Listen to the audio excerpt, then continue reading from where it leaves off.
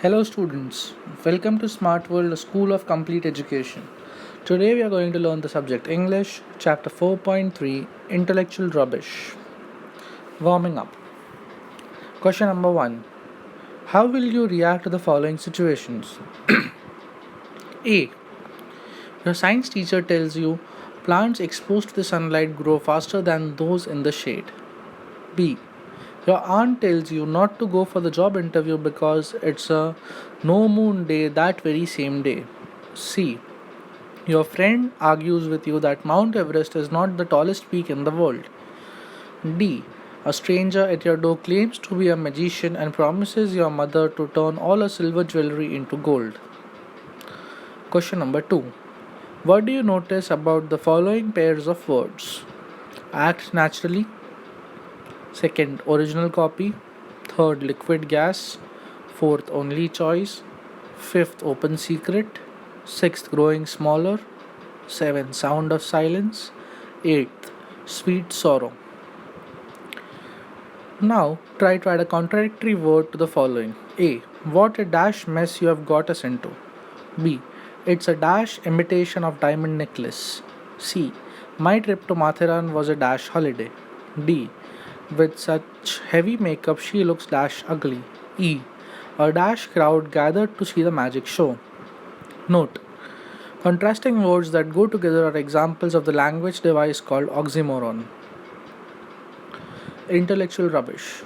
To avoid the various foolish opinions to which mankind are prone, no superhuman genius is required. Few simple rules will keep you not from all error but from silly error. It is the matter If the matter is one that you can be settled by observation, make the observation yourself. Aristotle could have avoided the mistake of thinking that women had fewer teeth than men by the simple device of asking Mrs. Aristotle to keep her mouth open while he counted. He did not do so because he thought he knew. Thinking that you know when in fact you don't is a fatal mistake to which we are all prone. I believe myself that hedgehogs eat black beetles because I have been told that they do. But if I were writing a book on the habits of hedgehogs, I should not commit myself until I had seen one enjoying the unappetizing diet. Aristotle, however, was less cautious. Many matters, however, are less easily brought to the test of experience. If, like most of mankind, you have passionate convictions on many such matters, there are ways in which you can make yourself aware of your own bias. If an opinion contrary to your own makes you angry, that is a sign that you are subconsciously aware of having no good reason for thinking as you do. If someone maintains that 2 and 2 are 5, or it is Iceland is on the equator, you feel pity rather than anger unless you know so little of arithmetic or geography that his opinion shakes your own contrary conviction. The most savage controversies are those about matters as to which there is no good evidence either way. So, whenever you find yourself getting angry about a difference of opinion, be on your guard. You'll probably find on examination that your belief is going beyond what the evidence warrants.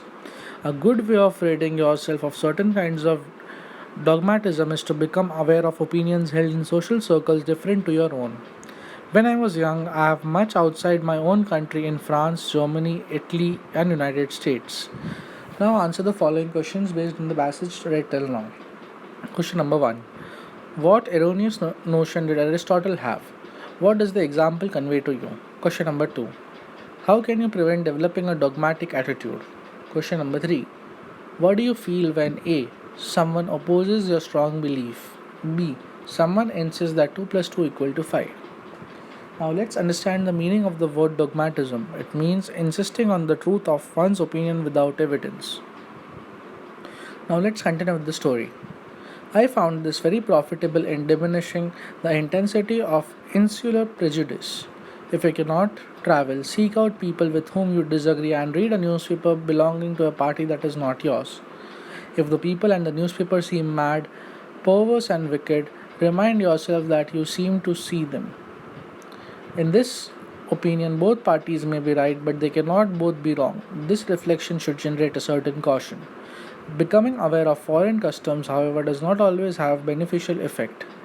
In the 17th century, when the Manchus conquered China, It was the custom among the Chinese for the women to have small feet and among the Manchus of the men to wear pigtails. Instead of each dropping their own foolish custom, they each adopted the foolish custom to the other, and the Chinese continued to wear pigtails until they shook off the dominion of the Manchus in the Revolution of 1911. For those who have enough psychological imagination, it is a good plan to imagine an argument with a person having different bias. This has one advantage and only one as compared with the actual conversation with opponents. This one advantage is that the method is not subject to the same limitations of time and space. Mahatma Gandhi deplored railways and steamboats and machinery. He would have liked to undo the whole of the Industrial Revolution. You may never have an opportunity of actually meeting anyone who holds this opinion because in Western countries most people take advantage of modern technique for granted. But if you want to make sure that you are right in agreeing with the prevailing situation, you will find it a good plan to test the arguments that occur to you by considering what Gandhi might have said in refutation of them.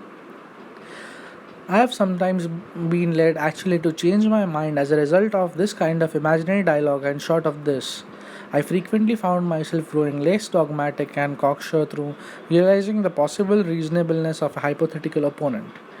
Now let's understand the meaning of a few words.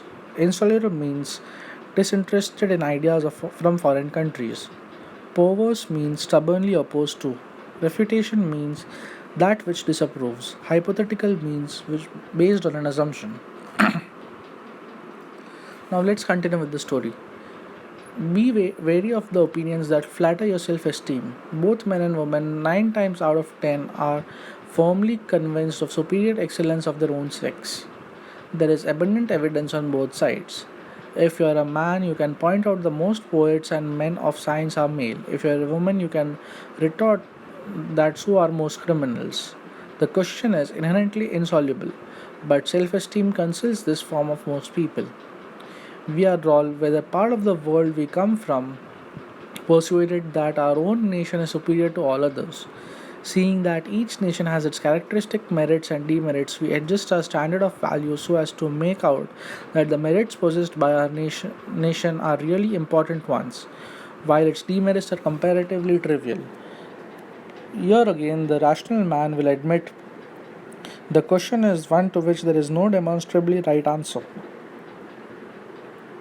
It is more difficult to deal with the self esteem of man as man because we cannot argue out the matter with some non human mind.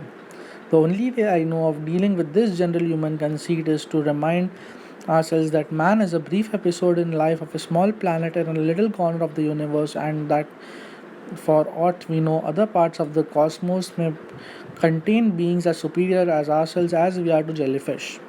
Other passions besides self esteem are common sources of error.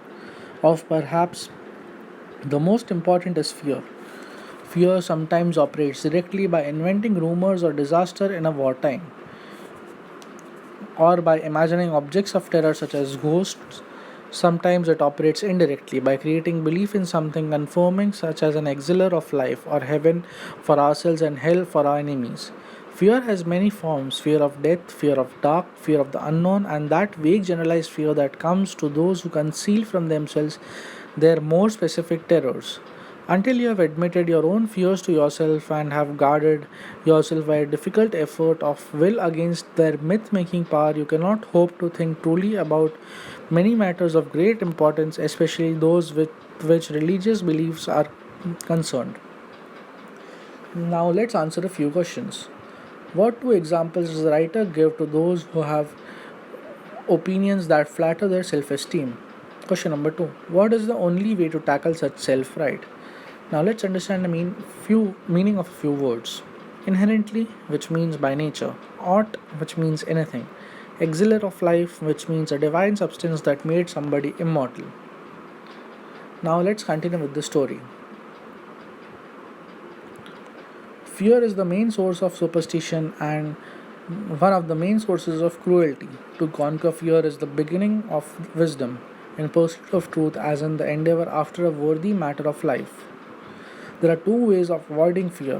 One is by persuading ourselves that we are immune from disaster, and the other is by the practice of sheer courage.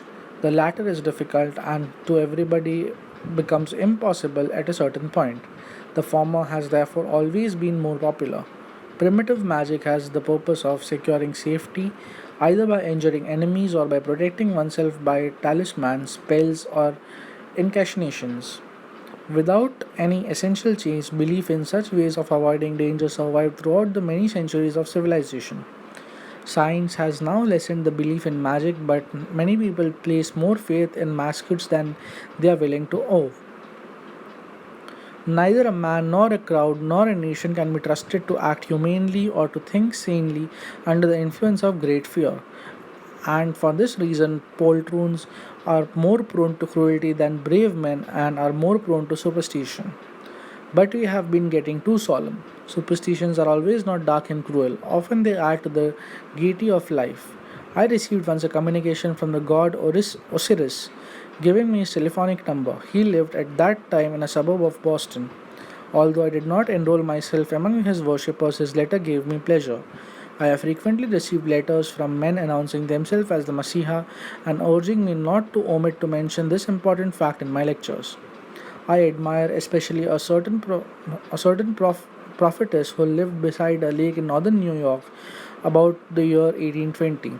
She announced to her numerous followers that she possessed the power of walking on water and that she proposed to do so at 11 o'clock on a certain morning. At the stated time, the faithful assembled in their thousands beside the lake. She spoke to them, saying, "Are you all entirely persuaded that I can walk on water?"